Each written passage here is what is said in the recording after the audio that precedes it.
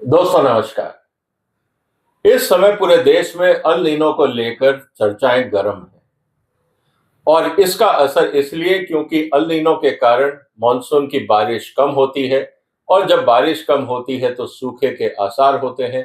किसानों की आमदनी कम होती है, रूरल इकोनॉमी में प्रॉब्लम आती है और ओवरऑल भारत की अर्थव्यवस्था पे इसका असर पड़ता है। आज हम इसी बात की चर्चा करेंगे कि इस बार जिस अल नीनो को लेकर चिंताएं हैं वो कितना घातक होगा और भारत सरकार क्या इस बार अल नीनो का मुकाबला कर पाएगी या नहीं। इस मुद्दे को आज हम डिटेल में देखेंगे। 10-12 पॉइंट हैं जिनको आपको समझना होगा ताकि अल नीनो से संबंधित जितनी भी चर्चाएं हो रही हैं और जो भी खबरें आ रही हैं आप उसको ढंग से समझ पाएं और उसका एनालिसिस अपने लेवल पे भी आप कर पाएंगे।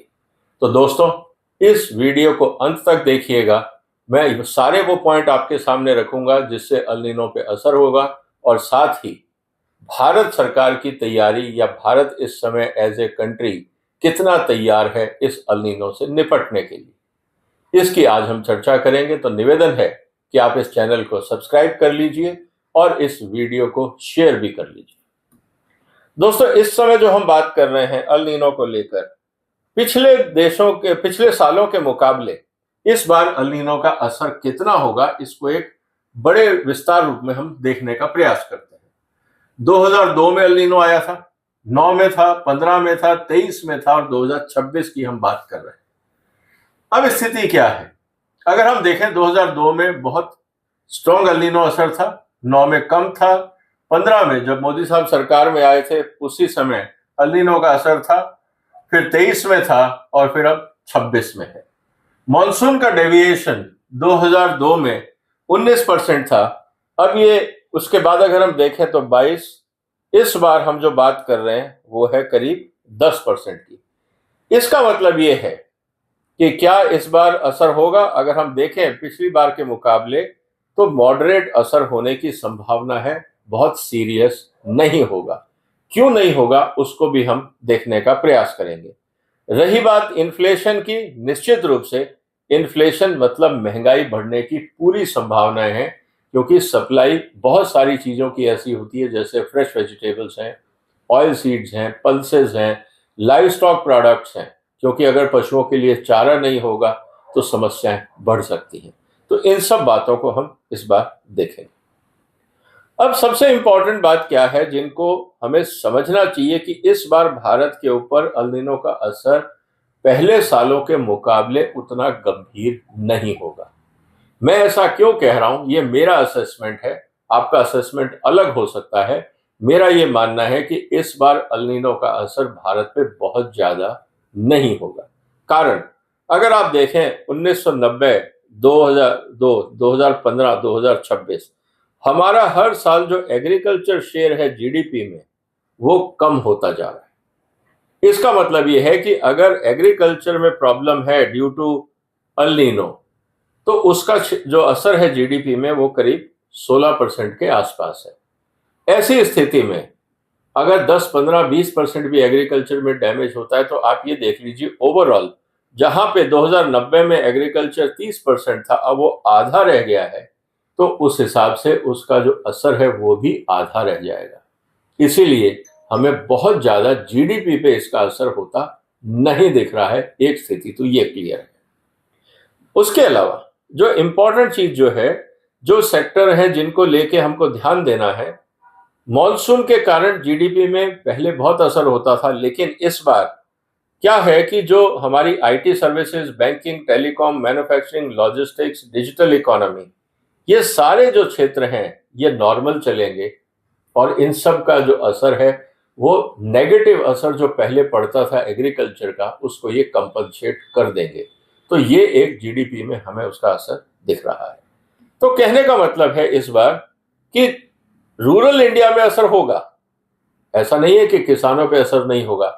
जिस किसान के खेत में बारिश नहीं गिरेगी उसका तो पूरा नुकसान होगा, लेकिन अगर हम राष्ट्रीय लेवल की बात करें तो जीडीपी में उतना असर नहीं होगा।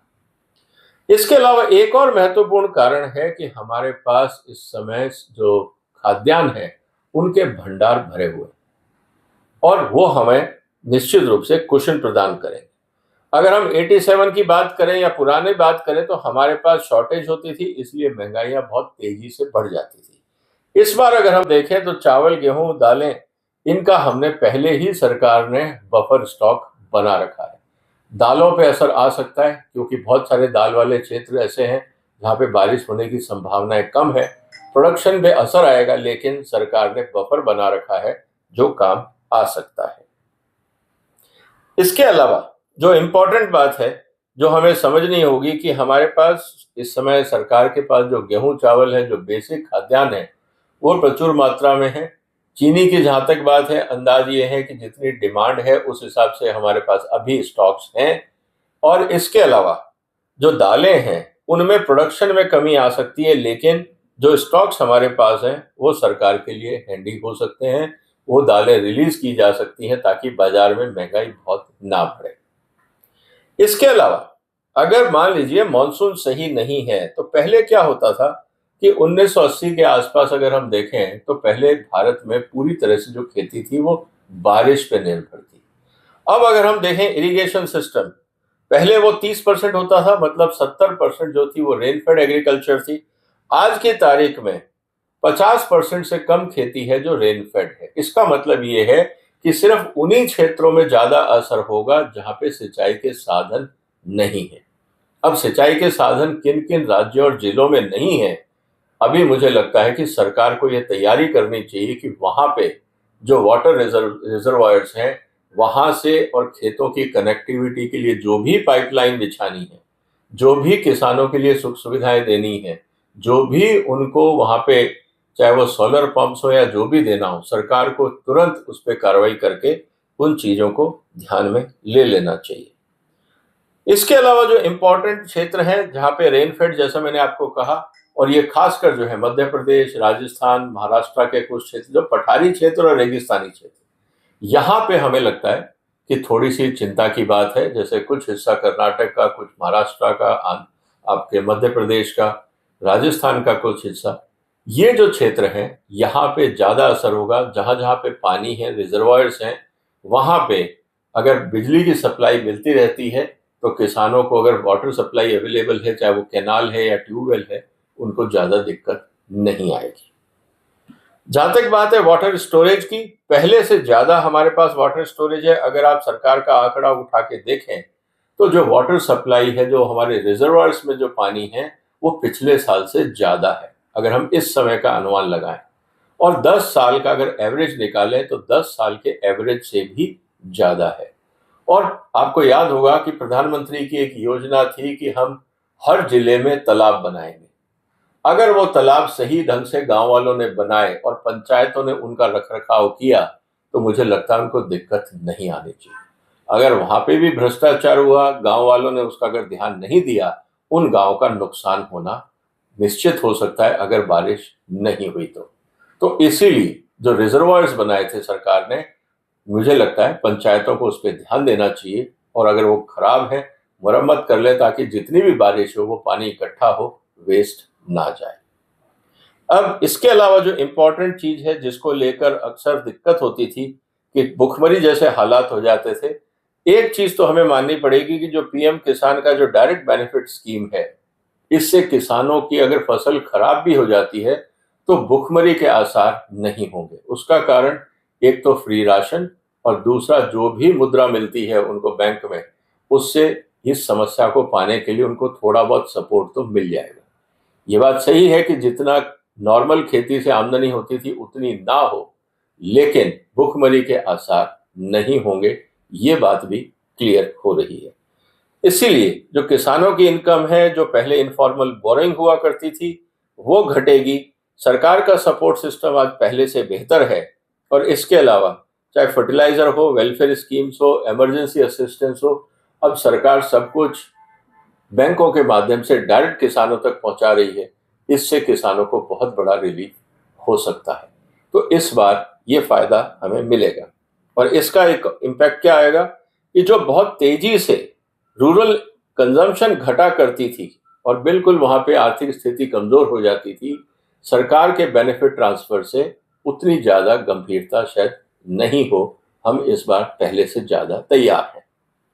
जहां तक बात है कि अगर खेती नहीं हुई तो क्या होगा, सरकार की पॉलिसी है कि भाई हम मनरेगा का इस्तेमाल कर सकते हैं। मतलब अगर अल नीनो के दौरान rural employment, water conservation projects, pond construction, rural infrastructure, अगर हमने यहाँ पे मनरेगा को ढंग से इस्तेमाल किया होता पिछले 10-15 साल में, तो मुझे लगता है हर गांव में अपना अपना इंफ्रास्ट्रक्चर होता। अब उन लोगों को, उन सरपंचों को सोचना होगा कि उन्होंने मनरेगा का इस्तेमाल अपने गांव में किस तरह से किया। अगर उन्होंने लापरवाही बरती, उनका खामियाजा उनको उठाना पड़ेगा। अगर उन्होंने ईमानदारी से काम किया तो अल नीनो का असर कम होगा, ये बात भी निश्चित है। दोस्तों, एक चीज जो हमें और समझनी होगी कि पहले से ज्यादा अच्छा इस समय वेदर फोरकास्टिंग सिस्टम हमारे पास है। सैटेलाइट्स हमारे ज्यादा अच्छे हैं, सुपर कंप्यूटर्स ज्यादा अच्छे हैं, तो वो अच्छा फोरकास्ट करके किसानों को सटीक जानकारी दे सकते हैं। और जानकारी किसानों तक पहुंचे, इसके संसाधन भी अब हमारे पास हैं। तो हम ये भी बता सकते हैं किसानों की कौन सी फसल उगाएं, क्या रिकमेंडेशंस है सोइंग के लिए, क्या करें, और साथ ही वाटर मैनेजमेंट की गाइडलाइंस भी हम किसानों को टाइम पे दे सकते हैं। क्योंकि किसानों के पास आज मोबाइल भी हैं, व्हाट्सएप ग्रुप्स भी हैं, एग्रीकल्चर रिलेटेड एप्स भी हैं, ये सब सुविधाएं आज किसान के पास हैं। तो ये जो पहले नहीं होती थी, अब हम एडवांस वार्निंग देके, साइंटिफिक जानकारी देके किसानों को गाइड कर सकते हैं कि वो अल नीनो के प्रभाव को कैसे कम से कम करें। इसके अलावा हम हर साल बहुत सारी फसलें रिलीज करते हैं। अब ड्रॉट वेराइटीज हैं, हीट रेजिस्टेंट वेराइटीज हैं, शॉर्ट ड्यूरेशन वेराइटीज हैं। अगर स्टेट एडमिनिस्ट्रेशन अपने जो डिस्ट्रिक्ट लेवल के माध्यम से अगर किसानों को इन फसलों के ये बीज अगर अवेलेबल कराता है विद सुटेबल गाइडलाइंस, तो मुझे लगता है काफी हद तक जो किसानों की ट्रेडिशनल नॉलेज थी उसको अगर साइंटिफिक रिप्लेस किया जाए, तो कहने का मतलब ये है कि इसका असर हम और कम कर सकते हैं। और हो सकता है कि जो ज्यादा फसलें हैं जिनमें ज्यादा पानी लगता है उनको हम कम इस्तेमाल करें, जैसे मिलेट है, पल्सेस है, शॉर्ट ड्यूरेशन पैडी है। अगर हम इसका इस्तेमाल करेंगे तो इसका फायदा भी किसानों को मिल सकता है। इसके अलावा जो इंपॉर्टेंट बात है वो है क्रॉप इंश्योरेंस को लेकर। पहले सारा का सारा नुकसान किसान को उठाना पड़ता था। अब प्रधानमंत्री फसल बीमा योजना देश में लागू है, लेकिन सबसे इंपॉर्टेंट बात यह है कि जो बीमा कंपनियां हैं वो किसानों को टाइम पे कंपनसेशन नहीं देती हैं। तो मुझे लगता है कि पहले जो किसान पूरी तरह से अपना नुकसान उठाता था, अब काफी हद तक इंश्योरेंस से उसका कवरेज हो जाएगा। लेकिन इम्प्लीमेंटेशन और जो इसका कवरेज है, अब फसल लगाने से पहले राज्य सरकारें मैंडेटरी कर दें, किसान का कंट्रीब्यूशन चाहे बाद में लें, लेकिन सरकार अपना कंट्रीब्यूशन मैंडेटरी करके अल नीनो के प्रभाव से किसानों को इंसुलेट कर सकती है। और साथ ही इंश्योरेंस कंपनियों को यह आदेश दे दिया जाए कि इस बार हम आपको क्लोजली मॉनिटर करेंगे, किसी भी तरह की दिक्कतें नहीं होनी चाहिए। गांव के लेवल पे, ब्लॉक के लेवल पे इंश्योरेंस कंपनीज के फोन नंबर्स हों, वहां के अधिकारियों के कॉन्टेक्ट नंबर्स हों, ताकि किसी भी तरह की दिक्कत हो तो कम से कम अप्रोच किया जा सके। अगर ये सब करने के बाद भी स्थिति नाजुक होती है और असर बहुत ज्यादा होता है और किसी भी फसल की या खाद्यान्न की समस्या आ जाती है और अवेलेबिलिटी में शॉर्टेज होती है, तो कम से कम आज भारत के पास जो फॉरेक्स रिजर्व्स हैं वो इतने हैं कि हम अपने एग्रीकल्चर नीड्स को या फूड नीड्स को पूरा करने के लिए अंतर्राष्ट्रीय बाजार से हम आयात कर सकते हैं। ये भी एक काफी बड़ा क्वेश्चन हमारे सामने है, क्योंकि 1991 में जब 92 के आसपास जब एल नीनो आया था तब हालत बहुत ज्यादा खराब थी। लेकिन अगर आज हम देखें तो आज हमारे पास फॉरेन रिजर्व्स काफी है, जिससे हम अपनी खाद्यान्नों की जरूरतें पूरी कर सकते हैं और इन्फ्लेशन को कंट्रोल किया जा सकता है। क्योंकि आज भी हम दालें, तेल, फर्टिलाइजर सब इंपोर्ट कर रहे हैं और अगर जरूरत पड़ेगी तो और इंपोर्ट किया जाना चाहिए। इसके अलावा जो सबसे इंपॉर्टेंट बात आती है दोस्तों, वो है डिजिटल गवर्नेंस। पहले क्राइसिस मैनेजमेंट होता था, क्या सूखा है, क्या फोरकास्टिंग है, क्या रिलीफ देनी है, क्या कम्युनिकेशन करना है। सरकार भी मजबूर थी कि किसान तक जानकारी कैसे पहुंचाए। लेकिन आज डिजिटल इंडिया और डिजिटल गवर्नेंस के कारण कम से कम वाटर लेवल रिजर्व्स, जो रिजर्वायर्स हैं, उनकी स्थिति, crop acreage, pricing, weather pattern, ये सारी चीजें साइंटिफिकली एनालाइज करके किसानों तक, उनके मोबाइल फोन्स तक पहुंचाई जा सकती है। District wise, taluka wise, location wise, GPS coordinates के माध्यम से सरकार ये सब चीजें मैनेज करके किसानों तक पहुंचा सकती है। ये आज हमारे पास सुविधा है। इसको तुरंत सरकार को ट्रायल रन शुरू कर देना चाहिए और जो वाटर कंजर्वेशन की जानकारियां हैं, जो भी जानकारी है, इंतजार ना किया जाए, तुरंत सरकार को, कृषि मंत्रालय को इस पे काम शुरू कर देना चाहिए। ये सब होने के बाद भी कहीं ना कहीं तो असर आएगा। वह कहाँ असर आएगा उसको हम देख लेते हैं। जो रेन फेड एग्रीकल्चर डिस्ट्रिक्ट्स हैं वहां दिक्कत होगी। आपको याद होगा प्रधानमंत्री जी की एक योजना होती थी कि हम हर गांव में तालाब बनाएंगे। 10 लाख तालाब बनाने का एक टारगेट था। क्या सरपंचों ने ईमानदारी से काम किया? जिन सरपंचों ने ईमानदारी से काम किया, जिन गांव वालों ने ईमानदारी से उस स्कीम को लगाया, उनको फायदा मिलेगा। और जिन्होंने गड़बड़ करी, भ्रष्टाचार किया, कैजुअल एटीट्यूड बनाया, उसको लेकर अगर नुकसान होता है तो वो खुद जिम्मेवार है, ना कि सरकार। ऐसी स्थिति में मुझे लगता है कि जहां पे रेन फेड डिस्ट्रिक्ट्स ज्यादा हैं, जैसे महाराष्ट्र, मध्य प्रदेश, राजस्थान, छत्तीसगढ़, झारखंड, कुछ प्रदेश आंध्रा का, जहां चाहे भी कुछ क्षेत्र है आपका, कर्नाटक का, ये सब चीजें अगर हम ध्यान से देखें तो मुझे लगता है हम इस पूरी समस्या को मैनेज कर सकते हैं। लेकिन डिले नहीं करना है, तुरंत काम उस पर शुरू होना चाहिए। रही बात फूड इन्फ्लेशन की, जैसा मैंने कहा कि जो स्टेबल क्रॉप्स हैं, जैसे फूड ग्रेन्स हैं या फील्ड क्रॉप्स हैं, उनमें दिक्कत नहीं होगी। लेकिन जो पेरिशेबल्स हैं, फ्रूट्स, वेजिटेबल, मिल्क, ये जिस फसलें हैं, इनकी जो प्रोडक्शन है उसमें कमी आ सकती है, इसलिए इन्फ्लेशन हो सकता है। इस बात को हमें ध्यान में रखना पड़ेगा। जिन इकोनॉमिक क्षेत्रों की रूरल डिमांड रहती है, जैसे एफएमसीजी प्रोडक्ट्स हैं, टू व्हीलर्स हैं, ट्रैक्टर हैं, कुछ व्हाइट गुड्स हैं, अगर किसान की आमदनी नहीं होगी तो वो कैसे खरीदेगा? तो इन क्षेत्रों पे प्रभाव पड़ सकता है। इसीलिए यहाँ पे जो कंपनियां ऑपरेट कर रही हैं उनको भी ये तैयारी कर लेनी चाहिए कि किस तरह का कंज्यूमर पैक्स निकाला जाए जो किसान की जरूरत भी पूरी करे और महंगा भी ना हो। इसको लेके कंपनियों को तैयार होना चाहिए। जहां तक बात है बड़े शहरों की, जहां पे पानी का शॉर्टेज है और जरूरत से ज्यादा हमने कंक्रीट जंगल बना दिए हैं, बेंगलोर, चेन्नई, हैदराबाद, दिल्ली, जहां पे कंक्रीट जंगल ज्यादा हो गए हैं, उन शहरों के लिए समस्याएं हैं। वहां पे तुरंत म्युनिसिपैलिटीज को वाटर हार्वेस्टिंग के ऊपर काम कर देना चाहिए। हर बिल्डिंग में जाके इंस्पेक्शन करना चाहिए कि क्या उनके वाटर हार्वेस्टिंग की जो गाइडलाइंस है वो फॉलो हो रही है या नहीं हो रही, और उनको तुरंत आदेश दिया जाए कि अगले 10-15 दिन के अंदर वो कार्रवाइयां करें। और अगर कोई बिल्डिंग नहीं करती है तो कानून के हिसाब से उन पर कार्रवाई की जाए। तो मुझे लगता है कि अगर वाटर हार्वेस्टिंग होगी तो ये बड़े जो शहर हैं काफी हद तक इनकी समस्याओं का समाधान हो सकता है। तो अगर हम एक क्विकली अगर देखें कंपैरिजन कि कैसे भारत बदला है एल नीनो के मुकाबले के लिए, तो हम ये देखें फूड स्टॉक जहां पे कम हुआ करते थे, हमारे इस समय गोडाउन भरे हुए हैं। इरिगेशन जहां पे बहुत लिमिटेड था, 25-30% भारत में इरिगेशन था, आज हम 50-60% की बात कर रहे हैं। क्रॉप इंश्योरेंस जहां नहीं हुआ करती थी, आज काफी है। डिजिटल मॉनिटरिंग थी ही नहीं, अब काफी एक्सटेंसिव हो गया है।